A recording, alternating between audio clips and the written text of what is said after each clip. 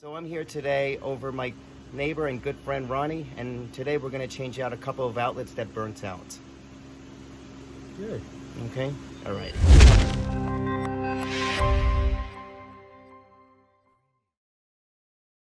DFI outlet, 20 amp. It has connections for the main outlet itself, but thereafter, if you notice when you purchase these outlets, there is tape over it, and basically what it is it protects everything downstream from this outlet. Okay, so you don't need to replace outlets each with one of these if they're all downstream. Okay, there is a certain limit and cutoff, but we're only going to do one outlet after this one, so now both of them would be protected.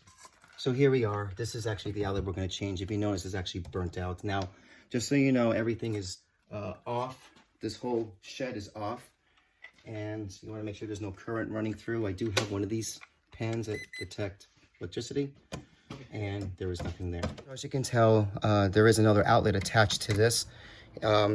This wall is actually bare, so it's easy to follow where the wire is going through, because that's the other outlet we're going to change right there. But for now, there'll be a load, and the load will actually come there. I'm sorry, the main and then the load. All right, so you have to connect them the right way, because on a GFI it's not going to work. Okay, so one by one, you just have to disconnect it by just unscrewing the screw on all sides, and then with a pair of pliers, you should be able to pull out the wire very easily. Oh wow, this one's really damaged. And then don't forget the ground. The ground is very important. So you can tell just by looking at the wires that one of them is burnt out. So what I'm going to do is I'm actually going to clip it down further to get away from this charred area. This one is actually fairly good, but I might do the same thing there. The neutral wires are actually still intact, which is good. And obviously you have the ground wire. So just by looking at the wires in there, you can tell where the line is and where the load is. All right. So the load is, again, what you're going to see after the GFI. And this is the wire there. You just have to trace it up, and it would actually be this wire here, because it's the one on the right. That's the load. And then the one on the left is the main, or line, that is. Okay. So the next thing you're going to need to cut the wire and then strip it is actually one of these electrical wires. Boy, that was terrible. Boy, that was burnt bad. So again, maybe about 1/2 inch. Pair of, and you can just slide it right out. There you go. So what we do is we got the first line wire down. Now we're going to do the load.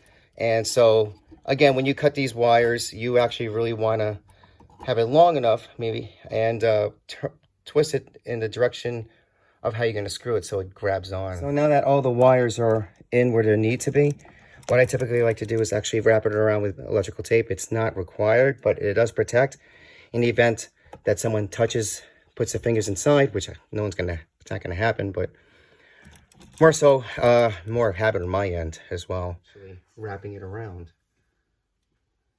So it's just an extra protection. It doesn't conduct, it just really protects. So what you do is you wrap around the terminals like that. That's a good idea. Yeah. And try not to put that screw in there. The one screw that you just put there it is. And you can turn it right side up. And then the same thing. Go under the screw, the tape, and there you go. And then you're all set. So what you do is you slowly curl the wire back in. You don't want to kink it.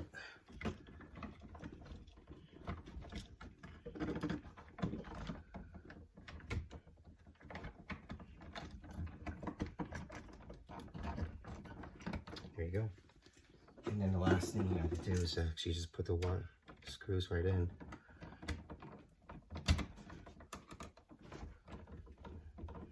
So you go in halfway with the first one, try to get it in there, and then the other one, because you want it. You're a genius, you know that? Yeah, everything I learned from my dad growing up. And then when you're just about to go close, then you do the other one on top. So you kind of want to go back and forth. Actually. And it'll push itself in too. So what made you want to become a doctor instead of an electrician?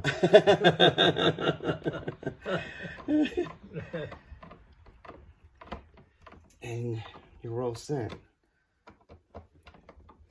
So all you need now is a faceplate just to protect you. That's it. You want to try turning it on? Does that turn it on? Yep. Okay. So what you're seeing are two outlets that had burnt out.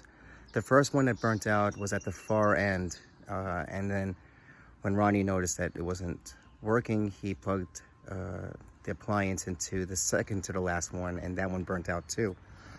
And I think we've come down to the reason or the conclusion that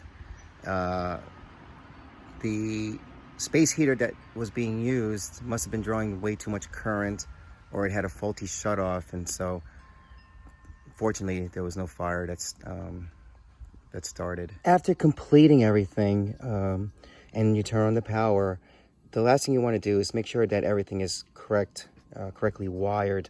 Okay, and this little gadget you can get at any local hardware store, but basically it tells you that number one, if the outlet is grounded. Okay, number 2 and 3, if the hot wire and neutral wire are in its correct position. So very important thing to have. You just don't want to assume. Okay.